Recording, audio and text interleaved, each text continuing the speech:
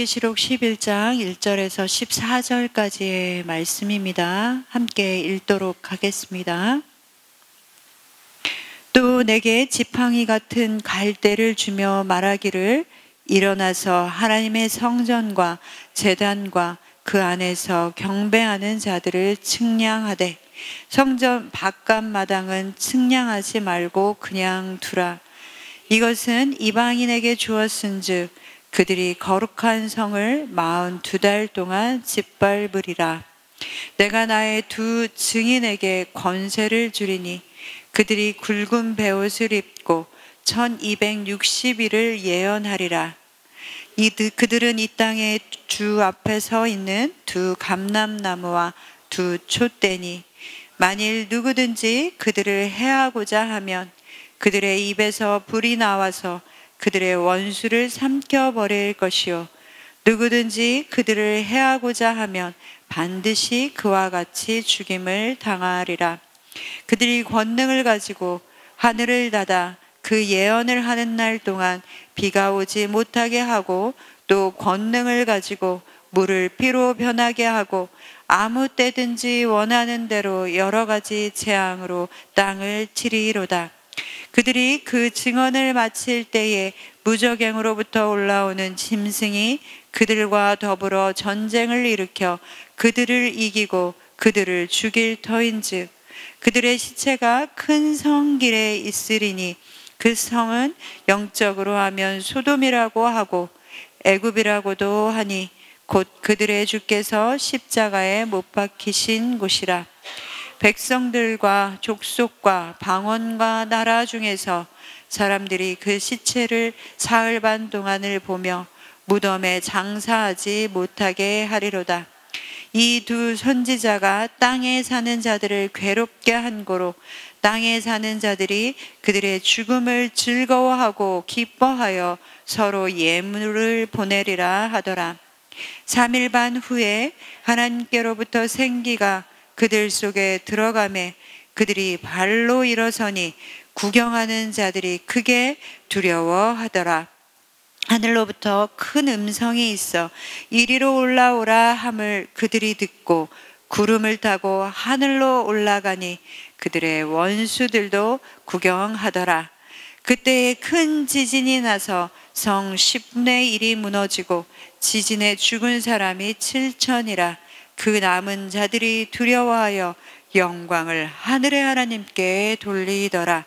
둘째 화는 지나갔으나 보라 셋째 화가 속히 이르는도다. 아멘. 오늘은 우리가 요한계시록 11장의 말씀을 함께 살펴보려고 합니다. 요한계시록 10장과 11장은 6번째 나팔 심판과 그리고 7번째 나팔 심판 사이에 끼어 있는 그런 본문입니다. 끼인 내용 중에서 전반부는 10장이고 그리고 오늘 본문 11장은 후반부에 해당하는 것입니다. 이것을 기억하시고 오늘 말씀을 좀 함께 나누도록 하겠습니다. 오늘 본문 1절과 2절에 보면 요한 사도가 지팡이 같은 갈대를 받았다라고 말씀하고 있습니다. 그리고 일어나서 하나님의 성전과 제단과 그 안에 경배하는 사람들을 측량하되 성전 바깥 마당은 측량하지 말고 그냥 두라라고 하는 소리를 들었습니다. 요한계시록은 그 요한계시록을 잘 이해하기 위해서는 배경이 되는 말씀들을 우리가 함께 살펴보아야 합니다. 그렇지 않으면 요한계시록을 잘못 이해하게 될 수도 있습니다. 이단들은 이것들을 이용해서 사람들을 미혹하기도 하죠. 그래서 오늘 저희도 좀 배경에 대한 말씀을 같이 살펴보면서 나누도록 하겠습니다. 에스겔서 40장에서 48장의 말씀에 보면 성전을 측량하는 그런 장면이 나옵니다. 그런데 이 성전을 측량한다라는 것은 의미는 하나님께서 성전을 보호하셔서 우상 숭배와 그리고 각종 공격으로부터 안전하게 지켜주신다라는 의미도 같이 가지고 있습니다. 그래서 사람들이 배교하지 않도록 보호하여 주시겠다라는 것의 약속이죠. 그리고 에스겔서 43장 4절에서 5절의 말씀에 보면 제가 읽어드리겠습니다. 여호와의 영광이 동문을 통하여 성전으로 들어가고 영이 나를 들어내리고 안뜰에 들어가시기로 내가 보니 여호와의 영광이 성전에 가득하더라 라고 말씀하고 있습니다. 하나님께서 성전과 성도들을 보호하시되 무엇으로 보호하시냐? 하나님의 영이 그곳 가운데 임재하시고 그 영이 임재하셔서 그들을 보호하신다라는 것을 말씀하고 계신 것입니다. 그런데 오늘 본문 아까 1절과 2절에 대해서 우리가 이야기했는데 그것을 보면 약간 이상한 점이 있습니다. 말씀하시기를 성전과 제단과 그 안에 경배하는 사람은 측량하되 성전 바깥의 마당은 측량하지 말아라 라고 말씀하고 계신 것이죠. 성전 바깥 마당도 성전에 속한 장소이되 성전 바깥은 측량하지 말라라고 말씀하시는 의미는 무엇일까요?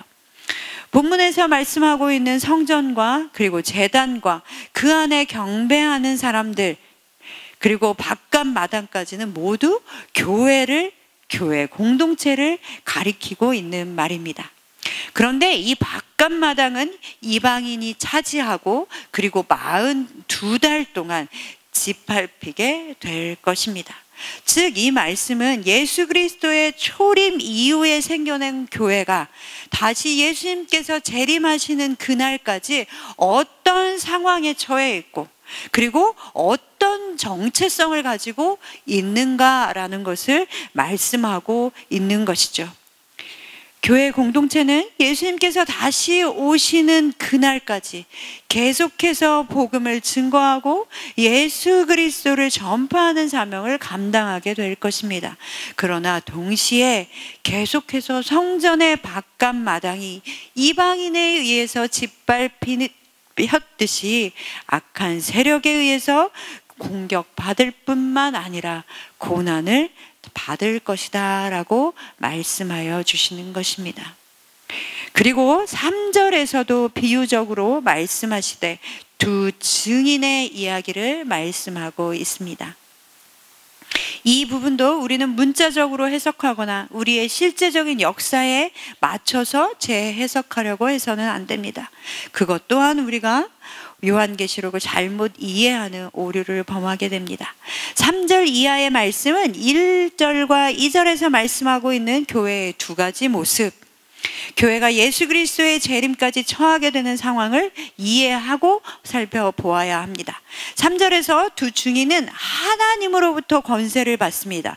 그리고 하나님께서 이 두 증인에게 권세를 주신 이유는 그들로 1260일 동안 예언하게 하시기 위한 것이죠. 이 1260일을 다시 계산해 보면 42달입니다. 그런데 이 두 증인이 입고 있는 옷을 한번 보십시오. 어떤 옷을 입고 있습니까? 굵은 베옷을 입고 있다라고 얘기하고 있죠. 이 굵은 베옷은 슬픔과 애곡을 상징하는 옷입니다. 따라서 이 두 증인은 예수님께서 다시 재림하시는 그날까지 회개하며 하나님이 말씀하시는 것을 그리고 예언 사역을 감당하게 될 것이다 라고 말씀하고 있습니다. 그리고 이 예언 사역은 이방인의 핍박으로 인해 고난을 받을 것이다 라는 것을 말씀하고 있는 것이죠. 그런데 4절에 보면 이 두 증인을 뭐라고 비유하고 있냐? 두 감람나무와 두 촛대에 비유하고 있습니다. 두 감람나무라는 것은 스가랴 4장 14절 말씀에 보면 두 명의 기름 부음을 받은 사람이다 라고 말씀하고 있습니다. 즉 왕과 제사장을 가리키는 것이죠. 또한 두 촛대는 교회를 가리키되 특별히 증인으로서의 교회를 강조하고 있는 것입니다. 그러니까 이 말씀들을 통해서 본문은 우리에게 무엇을 말씀해 주고 있습니까? 교회는 바로 증언하는 공동체이며 또한 왕 같은 제사장의 정체성을 가지고 있는 것이다 라고 말씀해 주고 있는 것이죠. 그리고 5절과 6절 말씀에 등장하고 있는 두 증인은 자세히 이 내용들을 살펴보면 누구를 떠올리게 하고 있습니까? 모세와 엘리야를 떠올리게 하죠. 그래서 이 두 증인을 다시 모세와 엘리야에 비유하여 말씀해 주고 있는 것입니다. 이것은 교회는 또한 세상과 싸워 이겨야 하는 공동체, 세상과는 싸울 수밖에 없다라고 오늘 우리에게 말씀하고 계신 것입니다. 자, 그러면 교회는 왕 같은 제사장의 정체성을 가지고 증언하는 공동체인데 계속해서 악한 세력은 교회를 공격할 것이고 그리고 고난을 당할 수밖에 없다. 그러나 교회는 세상 끝날까지 세상과 싸워야 하는 공동체이다라고 말씀하고 있는 것입니다. 교회의 정체성과 사명을 이야기하고 있는데 이 얼마나 눈에 그려지게 생생하게 말씀하고 계십니까? 그리고 7절 이하부터는 그 고난당함과 세상과의 싸움이 어떠한지에 대해서 더 자세하게 말씀해 주고 있습니다. 이제 이 두 증인이 증언의 사역을 마칠 즈음에 무적행으로부터 올라오는 짐승과 전쟁을 벌이다가 그만 죽고 마는 일이 벌어지게 됩니다. 그러나 사랑하는 성도 여러분, 이것으로 인하여 절망하거나 두려워하지 마십시오. 이것으로 인하여 교회가 사라지거나 없어진다라고 말씀하고 있지 않습니다. 다만 교회가 직면하는 이 싸움이 죽음에 직면할 정도로 큰 고난을 당할 것이다 라는 것을 말씀해 주고 있는 것입니다. 그리고 그들의 시체가 예수 그리스도가 죽으신 장소에 있다라고 말씀하고 있죠. 그것은 그들의 죽음은 어떤 죽음이냐? 예수 그리스도의 삶을 따라 살다 죽음에 처한 것이다 라는 것을 말씀해 주는 것입니다. 즉 교회는 그리고 성도는 죽기까지 예수 그리스도를 따르는 삶, 예수 그리스도를 따르는 공동체의 삶을 살아야 한다라고 말씀해 주시는 것이죠. 사랑하는 성도 여러분, 우리를 하나님께서는 교회로 부르셨습니다. 3절 말씀에 내가 나의 두 증인에게 권세를 주리니 라고 말씀하고 있듯이 교회는 하나님께서 부르셨고 그리고 하나님의 소유입니다. 그리고 우리에게 권세를 주셔서 복음을 전하라 라는 사명을 주셨습니다. 그리고 그 사명을 감당하는 것에 있어서 예수 그리스도가 다시 오시기까지 교회는 고난을 당할 것입니다. 그러나 그럼에도 불구하고 우리는 끝까지 예수 그리스도가 우리 교회 공동체에게 주신 이 사명을 감당해야 하는 것입니다. 우리 교회는 예수 그리스도의 삶을 따라갈 것이며 예수 그리스도를 따라가는 공동체입니다. 그것이 바로 선창교회의 사명이며 우리가 감당해야 하는 교회의 정체성입니다. 그러나 하나님께서는 사탄의 공격을 당해 목숨까지 내어놓는 그 상황에 교회를 그냥 버려두시지 않는다라고 오늘 약속하여 주십니다. 우리의 눈으로는 교회가 속수무책으로 죽임을 당하는 것처럼 보일 수도 있습니다. 오늘 본문 7절에도 그렇게 말씀하고 있지 않습니까? 그런 공격으로 인한 고난은 예수 그리스도의 재림의 날까지 계속될 것입니다. 그리고 10절에 보면 사단은 교회가 진짜 죽은 것으로 여기고 기뻐하고 예물을 서로 교환한다라고 말씀하고 있습니다. 그러나 음부의 권세는 하나님의 교회를 결코 이길 수 없습니다. 그리스도가 부활하신 것처럼 주님이 세우신 교회는 다시 소생하게 될 것입니다. 오늘 11절의 말씀을 우리가 같이 읽어보겠습니다. 11절의 말씀입니다. 3일 반 후에 하나님께로부터 생기가 그들 속에 들어가매 그들이 발로 일어서니 구경하는 자들이 크게 두려워하더라. 아멘. 사랑하는 성도 여러분, 주님의 몸된 교회는 복음을 위하여 예수 그리스도를 위하여 핍박받을 것입니다. 그러나 우리에게 영원한 나라를 약속하여 주셨습니다. 그 약속을 끝까지 붙드시며 죽기까지 믿음의 선한 싸움을 싸우시고 그리고 승리하시는 여러분 되시기를 소망합니다. 교회는 승리하는 공동체입니다.